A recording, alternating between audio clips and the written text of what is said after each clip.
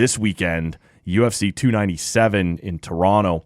And it had me go back and kind of Googling the history of the UFC in Toronto. And I was there at UFC 140, which was just a few months, actually. And if you remember at that time, we're talking 2009, 2010, 2011.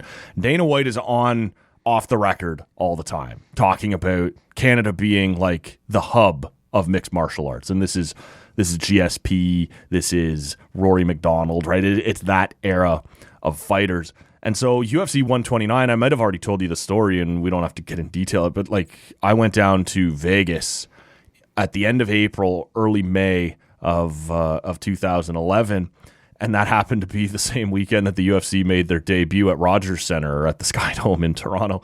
And I'm going through, there was this cool store behind Planet Hollywood that was all MMA shirts and gear and whatever, right? Like just kind of like a gift shop for UFC fans, basically.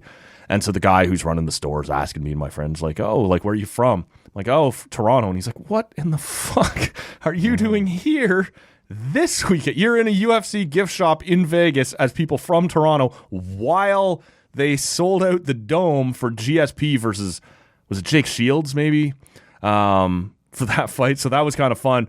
But at the end of the year that year, it's December 9th, December 15th, something like that in 2011.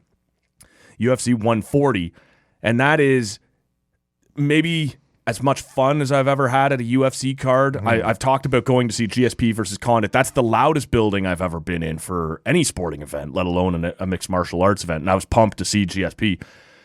But UFC 140, it had as the main event, John Jones taking on Lyoto Machida for the light heavyweight title, and John Jones wins that one in his second ever title defense. He had won the belt earlier that year, and John Jones is not yet the John Jones that we would get to know. Was he 22 or 23 yeah, at that time? exactly. Like, right. He was really young. Yeah.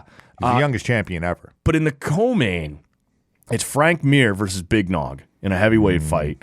And I don't know if you remember this one or not, Bunda, but that is the first time that Big Nog had ever been submitted, and it's because Mir gets him in like a Kimura, like an arm, like a key lock there on the arm, and they roll a couple of times. Like Nog gets out of it, but Mir doesn't let go. He kind of gets rolled over with him, and he's holding on to it.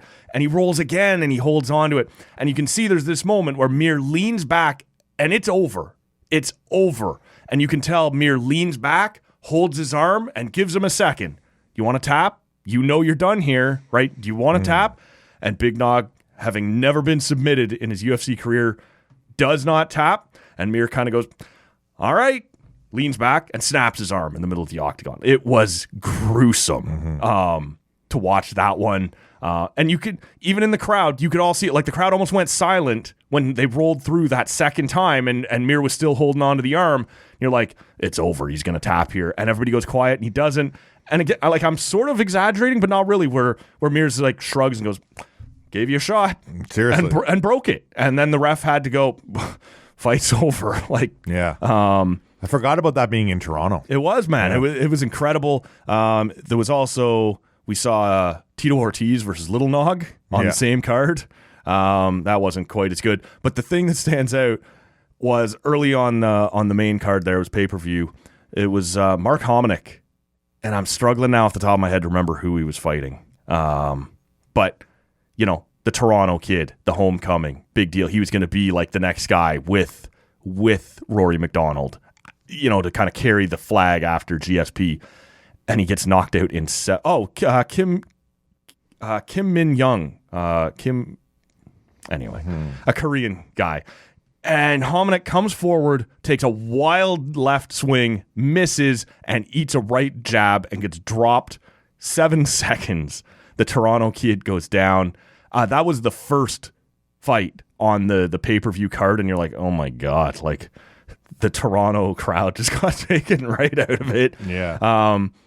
And at the time, it had tied a record for fastest knockout in UFC history. It was the hometown kid. The second fight, I don't even remember who it was, but it ended up being all up against the cage, all kind of like it was terrible too. And you're like, are we going to seriously see one of the worst cards in UFC history at that time at the first UFC I'd ever gone to? Luckily, those next 3 fights all deliver in a big way and turn out to be incredible. But it was so much fun, man. That was the first time I'd ever been to UFC. Like, in between fights, as you know, they pan around and they're showing celebrities on TV who are there. Yeah. And one of the names that they throw up on the big screen there in the building, I don't know if it made the broadcast, was Phil Kessel. Still a Leaf, right? Oh, he was there yes. checking it out. And in the background, the music that's playing is, I'm sexy and I know it. And Phil's just grinning at the microphone or at the camera. That was my first UFC card, man. It was incredible to be there, and they're coming back this time. I know you've been to at least one here in Ottawa. Was there any part of you that thought, I'm going to try and get down to Toronto for this one this weekend? Did you look at tickets at all? Or Yeah, I went to one for my 18th birthday. I can't remember what it was. It was early, though, or UFC. Oh, man, it was 2009. Yeah, okay. 2008 we're talking about. I was 18. But the main event was Anderson Silva versus Damian Maia, which was terrible. And because just Damian Maia wanted to lie on his back the whole time. But Chuck Liddell got knocked out by Shogun Rua as well. Right, yeah. In the co-main. It was one of Chuck Liddell's last fights. Yeah. That was in Montreal. I saw that. When I think of UFC Toronto fights of all time, it's hard to kind of beat. I love GSP. He's one of my favorite athletes of all time. Course, yeah. But I think the most known and craziest fight that ever happened in Canada has to be 165 Jones versus Gustafsson 1. Yeah. The controversial decision where Gustafsson basically, the first time we've ever seen John Jones kind of get pushed into a corner and looked like he was about to lose, kind of a fair fight other than his no contest of, I think, elbowing Matt Hamill. But I think when we get down to it, that was one of the crazier fights we've ever seen. When I heard that the UFC was coming back. It's funny, just before you get into that, it's when you think back to that era, and I talked about how Dana was pumping up Canada as the hub of the UFC.